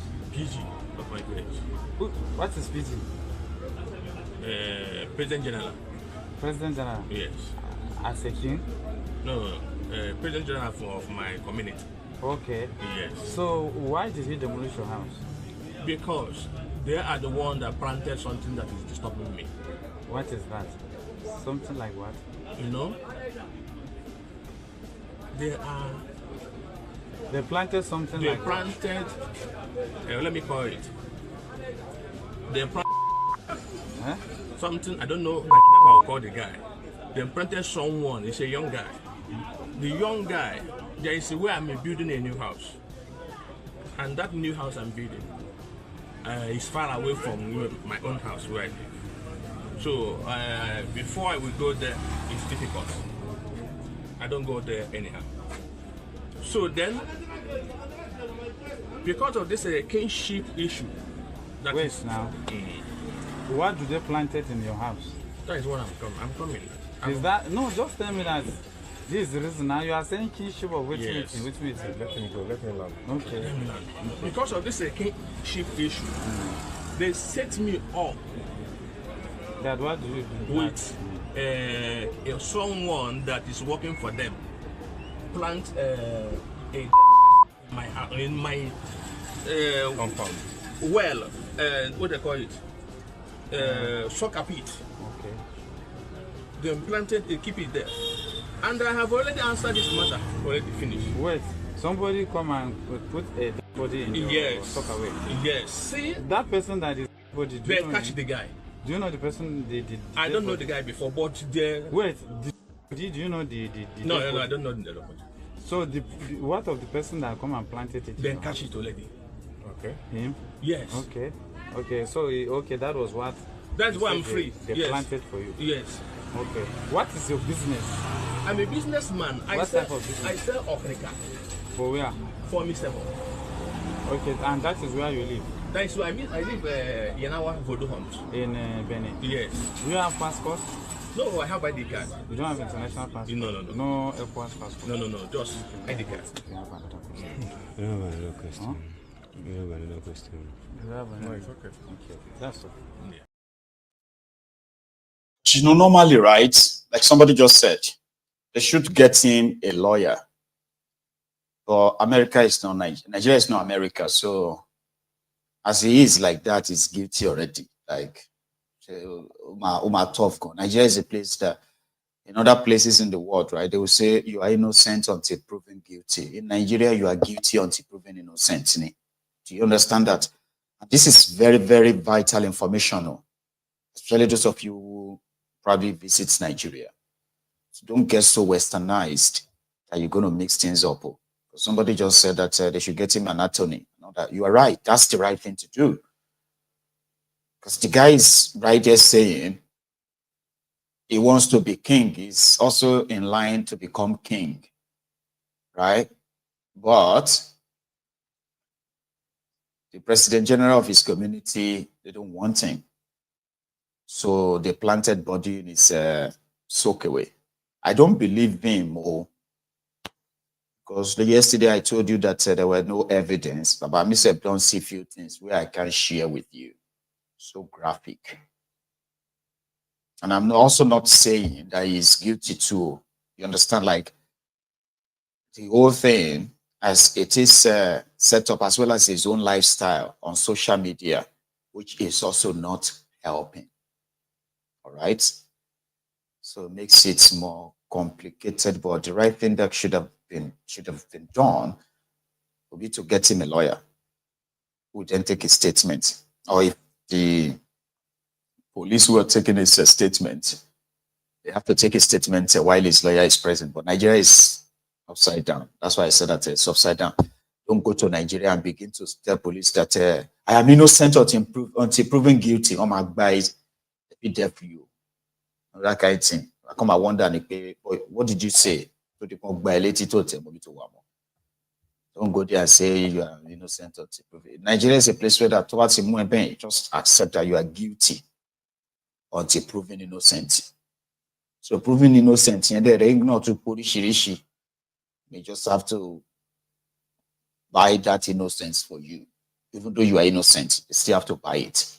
If the money no complete, buy emoji, is it the collab innocent as well. That is the system they have in that place. It's unreal, you know. But at the same time, if they can prove that he is responsible for those bones, for those bodies, that in itself may not bring them back, but it can give their families a complete closure. If you have somebody, if somebody you love just go missing like that, like you don't know if they are dead or not. Sometimes people will say, we have concluded that they are dead, but you will never let go, ever. Even if it's going to take you 60 years, you will never let go. Something is still going to, there's still going to be someone that is still going to be believing that that person is going to walk back in one day. But if they are able to know that, oh, this is what happened to that, your family member, your loved one, she's not coming back. It's not coming back. He will get his own punishment. The family will get their own closure. It is so important. For Nigeria, again, don't raise your hope. Because now, so the next of kin. They like say the real property owner, no one die. I'm still somewhere in the eastern part of Nigeria. And what happened? Two brothers, they call themselves and they're like, their father is not dying soon. They are the next of kin and they are broke. So they now call their father, that their father should say to them now, they can't wait for him to die before they can have their own share of his property. And the man was surprised, like, you are my next of kin. Wait till I die. When I die, you can have everything. Say, no. Say to us now. We no one wait, may you die. When the old man wouldn't accept, they decided to threaten him. And threatening him is not like they want to harm him more physically. They climbed their papa house, 2-story building, then climbed their papa house to the roof, and they said they were going to jump. That was how the people of the community came out and said, I don't know the in Igbo, but it simply means that this is not ordinary. What kind of a thing is this? Like, from where to where, right? They finally rescued them. But when I saw that video, I couldn't stop thinking like, oh, crazy deal.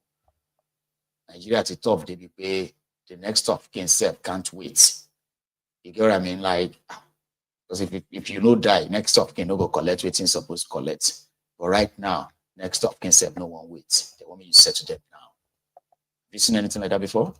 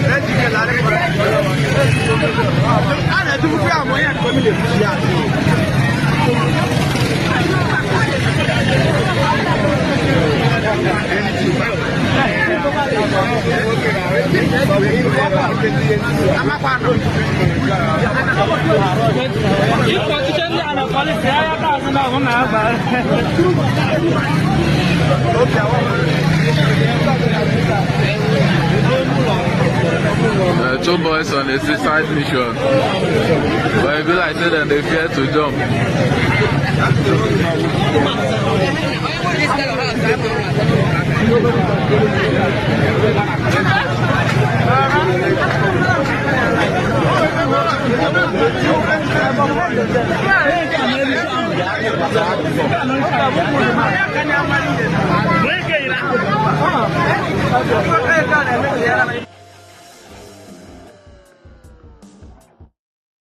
Everywhere, wahala. But they were later rescued out. Like, some people put up ladders. Ladder here, ladder there. They climbed and they dragged them back inside. But the old man, very stubborn old man, they said the old man just didn't bother. If they want jump, they jump. The agreement be say until I die, when I know they touch anything will be mine. And I know they share anything for now. If you can't wait till I die, tough luck. Yeah, tough luck. Tough luck. Good luck. you know, one is wished for, the other one is probably like fate foisted it on you. See this lady, yeah, on the screen. She is the daughter to the Akwa Ibom state governor, right? And from nowhere, again, she's also a special advisor to her father. Okay? Remember that the Akwa Ibom state governor lost his wife just recently. Yeah, she died after a brief illness. And it was widely reported that this guy who has now dumped PDP for APC said he's never going to remarry again for how much he loved his wife. And to some extent, those who condoled them during the time of that bereavement felt like that was so lovely. But now, so we wake up this morning, among all the problems we say they wait for us. You know, now Nigeria is a weapon fashioned against us. Some of us, and the grace of God, will they take still stand like you ask? You can still see us. So now, grace of God, grace, because there's always something waiting for you every time you wake up in the morning. You pick up your phone like this.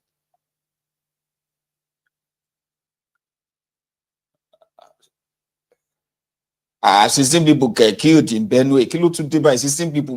What it took 16 people in Benue? What G DPO Beni Zamfara. You know, you just see different news. When you say the final the you see more electricity tariff is going up this morning. Well, it's finished. Google killers, kind of. This was never part of my list. That the daughter of Akwa Ibom state governor will come up, make a video, call her father, make a video and accuse the father of sacrificing a mother. She said her father killed her mother. And she brought her son into it as well, asking the grandpa, why do you want to kill us like you killed that, you killed grandma? Ilolani, you know. Listen. Hi, my name is Jane Ididionfort, SSA to the Governor on Health, Safety and Environment. Daddy, I'll send this particular post to only you. Please, let us talk before this thing destroys. You cannot, I'm not a sacrifice. Mommy was, I'm not. Mommy was, I am not. If I give you few minutes, don't work. I've posted this to everywhere.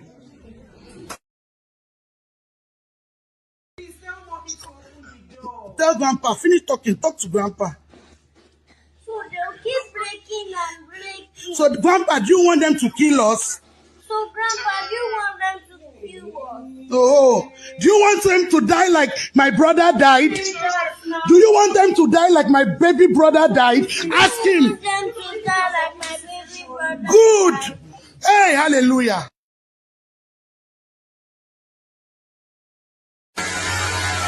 If I die today or my daughter dies, Akimini. If we die because God is exposing the truth, so be it.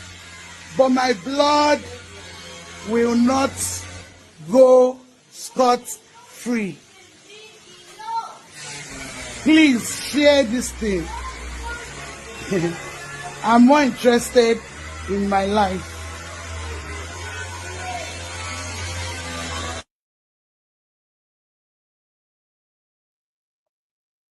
Well, I know too much.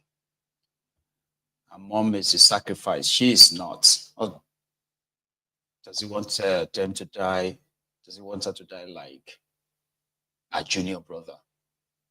The other day I saw Kemi lawyer who was talking about a father of being fetish. Their father took a late brother to an herbalist that he bathed them with blood because her father was looking for power. Father was the former governor for your state, by the way. Oluloyo. He's late now.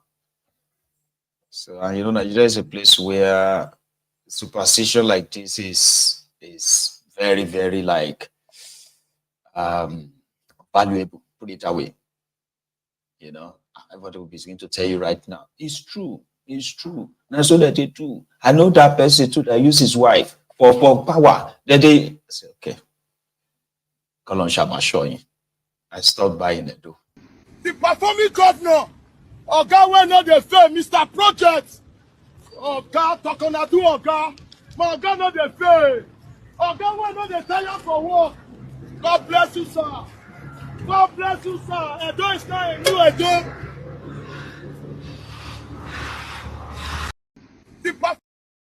That's sarcasm. But let's leave that aside. In Rano local government area, a community or a town called Rano in Kano, the Nigerian police have been arresting tons of young people. And what happened? The wala started, I think it was 2 days ago, 3 days ago, that the youth, young kids who disagreed with the police area commander being a DPO, all right, in which these children took the DPO, separated him from his people, beat him up so much that he ended up in the hospital. DPO police station, their own police station. And right now, they say the law must catch everybody. I don't know which of them. So they've arrested about 24 of them for beating up the DPO. I think they even killed him. No, they killed him. But we have no idea what triggered that. But we do have a bit of, few seconds of what the scene was before they killed the DPO in Rano, in Kano. Inna lillahi wa inna ilayhi raji'un. Inna lillahi wa inna ilayhi raji'un. Inna lillahi wa inna ilayhi raji'un. Inna lillahi wa inna ilayhi raji'un. To fa kuna kallo nan a cikin garin Rana ne fa. DPO ya daki wani har ya dawo sai an kashi police station ya mutu. DPO ya kama dukansa har sai da ya mutu. Dama an ce irin wannan ya saba. Abin da mutane suke cewa kenan. Da haka yanzu gashi nan mutanen gari fa suna zanga-zanga, ana ta jifansa, gashi nan ya dauko bindiga ya harba ta ma dan har ya harbo wani ma a cinya. Ina ta harba bindiga, mutane suna guduwa kuma suna ci gaba da jifansa. Gashi nan kamar yadda kuke gani. Inna lillahi wa inna ilaihi raji'un. Allah ya tsare. Inna lillahi wa inna ilaihi raji'un. A DPO can fa da bindiga ba.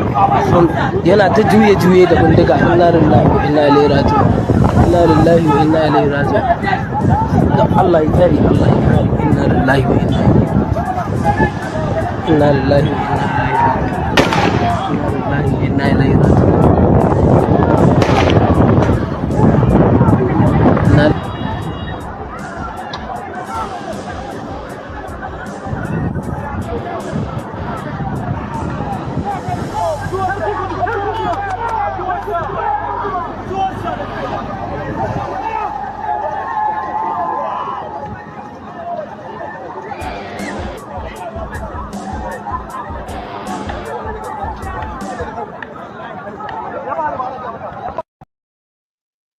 So the DPO she losing,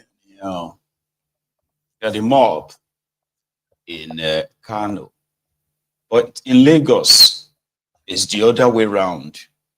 As Wahabi Wole and his crew were all out yesterday, not yesterday, early this morning, rather very early in the morning, talking about maybe about 4 a.m. or so in Lagos, and the targets were the homeless Lagosians. They wanted to clean the streets. This happened this morning, very early in the morning in Lagos. What are you doing? What are you doing? Where are you coming from? You don't have any. Okay, so I tell you that you don't have anybody in Lagos. People are going to the bridge. Sorry, I beg. Yeah, go and put it up like that. Go and put it up like that. Títí lọ yẹn náà jáde sí.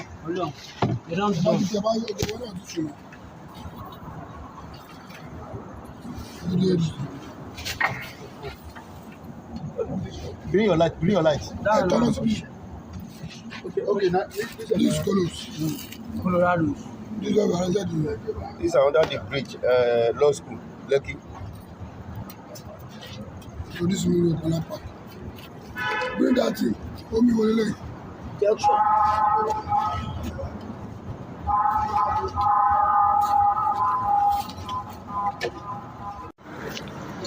Hello, what are you doing here? Huh? You are sleeping here. Why? You don't have a house in Lagos. Yeah? See where you are sleeping. Never be the weapon.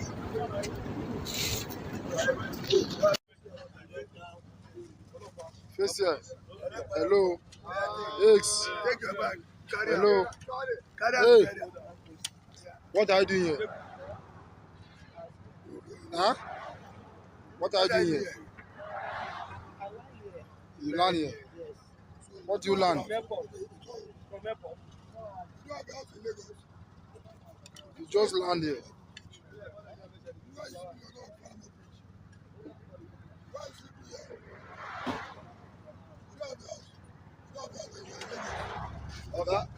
Follow me on top of bridge. What are you doing on top of bridge? Follow me. I lie down, sir. You lie down? Yes, sir. Why do you lie down on top of Follow bridge? Because yes, what are you doing on top of pedestrian bridge? Sir. This first gate, what are you doing? Sir. What are you doing? Sorry, sir.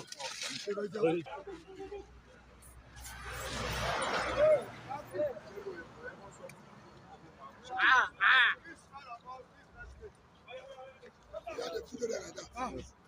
Near them. This first. Yeah, bring all of them. Calm down. What's your name? What are you doing? Hello, Pisano. What's your name? What are you doing? At the pedestrian bridge. First gate. Lock them like this.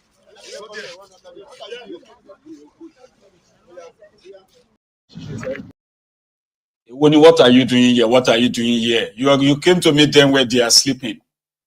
You came to wake them up in their space. That's what you came. I mean, that's what happened. Which one is what are you doing here? What are you doing here? Are you blind? They are sleeping. They are homeless. So if you want to arrest them, arrest all of them. Which one is what are you doing here? What are you doing here? Like they're blinding. Right? So on that note, we are going to call it the night.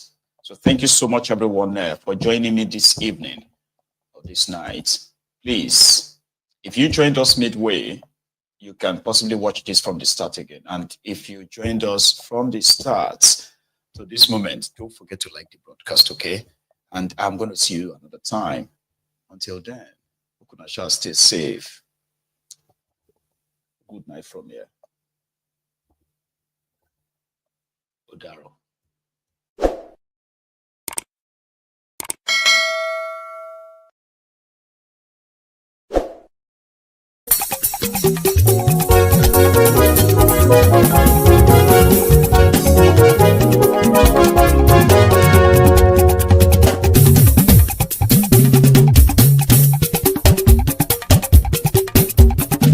Mayegun làwa mọ̀ làmọ̀ tó dòdòdò. Mayegun dayari Mayegun number one. Mayegun làwa mọ̀ làmọ̀ tó dòdòdò. Mayegun dayari Mayegun number one. Mayegun ti dé o ọ̀rẹ́ ara ìlú. Mayegun dayari Mayegun number one. Lórí Facebook lórí YouTube. Mayegun dayari Mayegun number one. Gbogbo bó ṣe ń lọ ni Mayegun já wa sí. Mayegun dayari Mayegun number one. Àṣírí ọ̀jẹ̀lú kì í bò níbẹ̀ o. Mayegun dayari Mayegun number one. Bó bá ṣe eré àní Mayegun máa wí. Mayegun dayari Mayegun number one. Ó sì tún ṣe eré wàá gbọ́ níbẹ̀ o. Mayegun dayari Mayegun number one.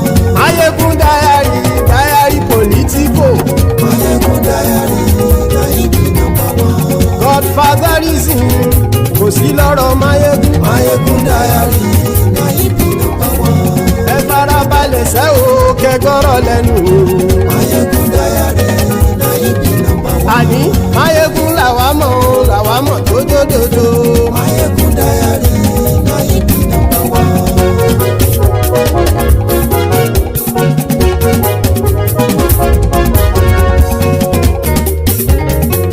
Àní ẹ̀sùn ràkì.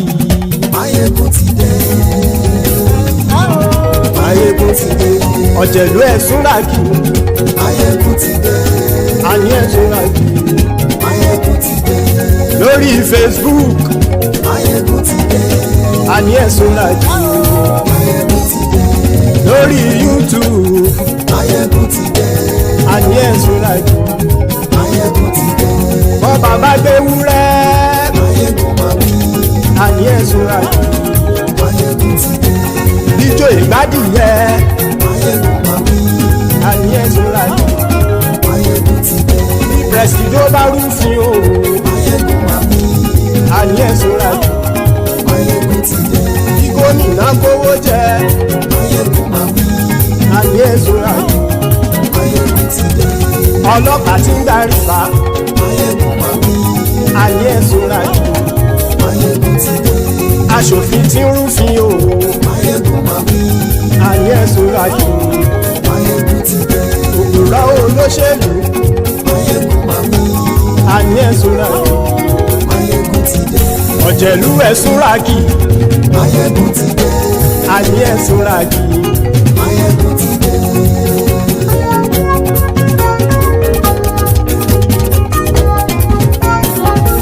Mayegun ti dé.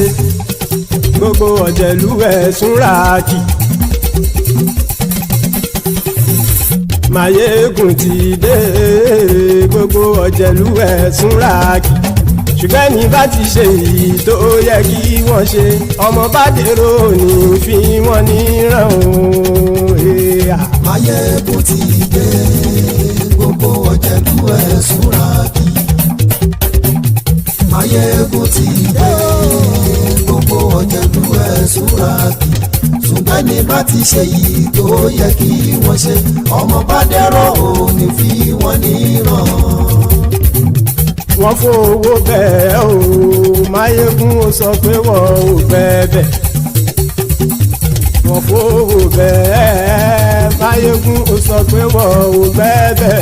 Oníkanṣá ti ṣe èyí tó yẹ kí wọ́n ṣe, fáwọn ará ìlú tó gbé wọn débẹ̀ o. Mayegun ti dé. Gbogbo ọ̀jẹ̀lú ẹ̀sùn ràkì. Mayegun ti dé. Gbogbo ọ̀jẹ̀lú ẹ̀sùn ràkì. Ṣùgbọ́n ní bá ti ṣe yìí tó yẹ kí wọ́n ṣe, ọmọ bá dẹ́rọ̀ ò ní fi wọ́n níran. Kì máa yí ṣe eré, ọ̀rọ̀ yìí kì í ṣe ẹ̀fẹ̀. Kì máa yí ṣe eré, ọ̀rọ̀ yìí kì í ṣe ẹ̀fẹ̀.